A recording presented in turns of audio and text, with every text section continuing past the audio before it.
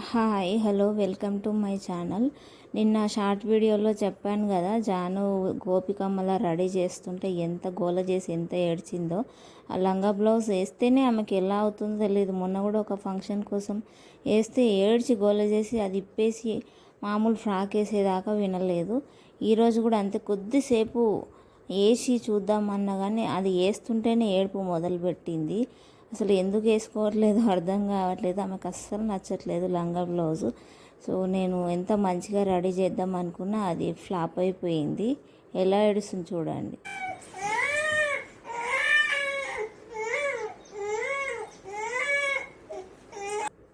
ఇప్పుడు కొంచెం ఏడుపు మానేసింది, ఇంకా సెట్ అయిందేమో బాగుంటుందేమో అని అనుకున్నా. కానీ మళ్ళీ మొదలుపెట్టింది. అస్సలు అది తీసేసేదాకా వినలేదు. మా ఆయన వీడియో తీస్తుంటే ఆయనను బెదిరిస్తుంది చూడండి, వీడియో తీయకమని.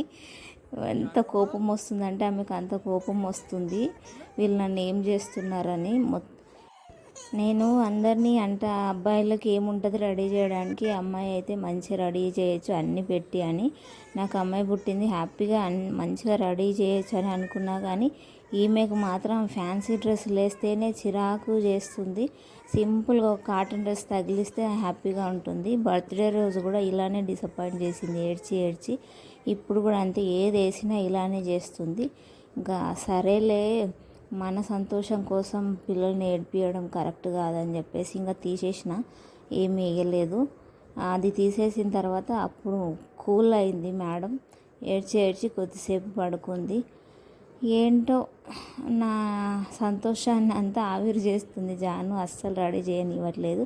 చూడండి, సింపుల్గా ఒక ఫ్రాక్ అట్లా కాటన్ వేస్తే అప్పుడు హ్యాపీగా ఫీల్ అయింది, ఏడుపు ఆపేసింది.